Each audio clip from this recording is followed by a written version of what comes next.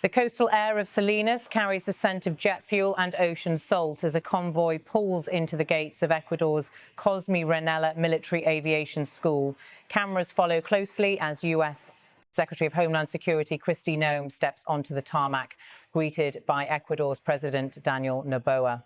Both leaders exchange a firm handshake, one that symbolizes far more than diplomatic courtesy. It marks a new chapter in Ecuador's deepening security relationship with the United States, one that comes just weeks before the nation holds a pivotal referendum on whether to allow foreign military bases on its soil. In the backdrop, Ecuadorian Air Force cadets stand in formation. The hum of aircraft engines fades into the background as Noem and Noboa walk side by side, trailed by Foreign Minister Gabriela Sommerfeld, Defense Minister Giancarlo Lafredo, and Interior Minister John Reinberg. Their meeting here at this coastal base sends a clear message. Ecuador is signaling openness to expanded cooperation with Washington in the face of growing regional security challenges. For Ecuador, this visit could mark a turning point.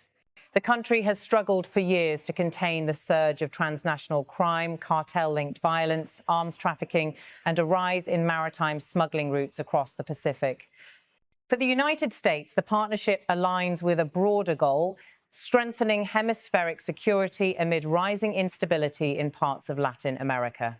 As the two leaders stop to pose for photographs, the flags of both nations ripple in the wind, a symbol of an alliance under review and of shared urgency. Inside the meeting hall, Ecuadorian Air Force officials brief Noem on their operational capacities and regional surveillance programs. She listens intently, taking notes, occasionally leaning toward the presentation screen. The agenda is clear: counter-narcotics cooperation, aerial surveillance and intelligence sharing. Both delegations discuss not only the immediate fight against organized crime, but also long-term frameworks for border control and cybersecurity coordination. President Noboa, who has sought to reposition Ecuador as a more proactive regional actor, emphasizes modernization and international alignment. His tone is diplomatic but resolute. The nation has endured a year of record gang violence and a surge in cocaine trafficking through its coastal ports. For him, partnership with Washington is not merely symbolic, it's strategic survival. Foreign Minister Gabriela Sommerfeld nods as she speaks to the U.S. delegation. Her ministry has been instrumental in reopening security channels that had gone dormant in past administrations. Defense Minister Giancarlo Lafredo, meanwhile, lays out plans for upgrading Ecuador's aerial reconnaissance infrastructure, which has suffered from underfunding and outdated technology. As the cameras capture these exchanges, the meeting transitions from the open tarmac to a closed briefing room. Ecuadorian officers present data on interdiction operations, flight routes and naval coordination along the country's 2,200-kilometre coastline. The footage shows Noem examining satellite imagery of the Pacific Corridor, an area increasingly used by traffickers operating between Colombia, Ecuador and Central America. Moments later, she's seen inside a flight simulator, guided by an Ecuadorian Air Force instructor. Smiling briefly, she grips the controls, a gesture both symbolic and diplomatic, suggesting that cooperation between the two nations is taking flight, literally and figuratively. Then comes a pivotal on-camera remark from Ecuador's Interior Minister.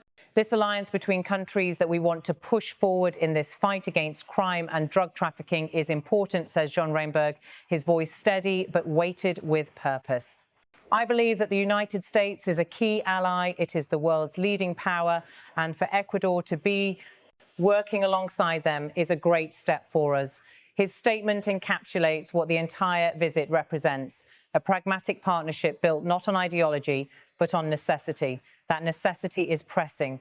Over the past decade, Ecuador has become a strategic transit hub for cocaine shipments leaving South America. Once considered one of the region's safer democracies, it now faces a security landscape transformed by transnational cartels, local gang networks and political turbulence. The assassination of presidential candidate Fernando Villavicencio in 2023 shocked the nation and highlighted the depth of infiltration by organized crime. Since then, the Noboa administration has sought urgent external support to stabilize the situation. Washington's renewed focus on Ecuador comes at a time when U.S. policymakers are re-evaluating their regional footprint, with China increasing its economic presence in Latin America through infrastructure and energy investments. The US is emphasizing security collaboration as a pillar of diplomatic engagement. Noem's visit underscores this shift. Though her portfolio centers on Homeland Security, her mission here blurs the lines between domestic protection and international cooperation, reflecting the transnational nature of modern threats. As the tour continues through the airbase, she stops to speak briefly with Ecuadorian officers discussing radar coverage, anti-smuggling patrols, and emergency coordination. In the background, banners display joint mission emblems and the insignia of Ecuador's Air Force. The setting conveys discipline and optimism, a contrast to the anxiety that grips much of the country as voters prepare for the upcoming referendum. That referendum could reshape Ecuador's defense policy. If approved, it would authorize the establishment of foreign military bases for the first time in decades. Supporters argue that such cooperation is vital to curbing organized crime and ensuring national sovereignty through shared defense. Critics, however, fear the erosion of autonomy and warn against inviting external powers onto Ecuadorian soil. Outside the base, the debate unfolds in the streets. Opposition parties question whether foreign bases could drag Ecuador into geopolitical rivalries. Civil society groups call for transparency, demanding that any defense pact include strict oversight provisions. Yet, within the government, the tone is markedly confident. Officials point to rising drug seizures and successful joint operations with US agencies as proof that deeper collaboration works. Inside the meeting rooms of Salinas, that confidence is palpable. The conversation turns to future plans, joint maritime exercises, Coast Guard training, and the sharing of advanced detection technologies. Ecuadorian officers discuss integrating new radar systems capable of tracking low-altitude flights used by smugglers. US advisors suggest expanding intelligence exchanges under the existing framework of regional counter-narcotics initiatives. For Kristi Noem, this visit carries both strategic and symbolic weight. As Washington's representative on Homeland Security, she embodies the US effort to treat the Americas not as distant neighbors, but as interconnected partners in a shared security ecosystem. Her trip follows similar US missions to Panama and Costa Rica earlier in the year, forming a pattern of outreach designed to reinforce regional resilience. The imagery from Salinas, handshakes, briefings, and simulator sessions reflects a narrative of cooperation. Yet behind the formalities lies a complex calculus. Ecuador's leadership must balance public opinion, sovereignty concerns, and the practical need for foreign assistance. The US, meanwhile, must tread carefully, avoiding perceptions of militarization while offering credible support. In interviews later that day, government officials stressed that the alliance with the US will focus on intelligence, logistics, and training, not troop deployment. But even that distinction fails to calm all skeptics. The word base carries heavy historical echoes in Latin America, where memories of past US interventions still linger. As the day's meetings conclude, Kristi Noem and President Noboa step once again onto the tarmac. They wave briefly before entering their respective motorcades. The symbolism is hard to miss. The handshake that began the day now bookends a visit charged with diplomatic significance. The sun dips low over the Pacific horizon, casting long shadows across the airfield, a fitting metaphor for the uncertain but determined path ahead. For Ecuador, the partnership offers hope of restoring order in a nation weary of violence. For the United States, it strengthens a critical ally on the Pacific flank, where security, migration, and narcotics routes converge. Both sides recognize that the threats they face are intertwined criminal networks that cross oceans, digital systems vulnerable to attack, borders blurred by illicit trade.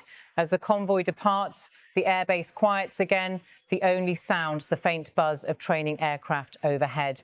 The day's images, handshakes, briefings, and candid remarks will soon circulate across Latin American media. Each frame tells a story of alignment, but also of caution, a nation weighing the promise of partnership against the price of dependence. In the weeks ahead, as Ecuador's citizens head to the polls, the meaning of this visit will linger. It's not just about bases or agreements, it's about defining Ecuador's place in a rapidly changing world, one where sovereignty and cooperation must coexist. And for Washington, it's another reminder that Homeland Security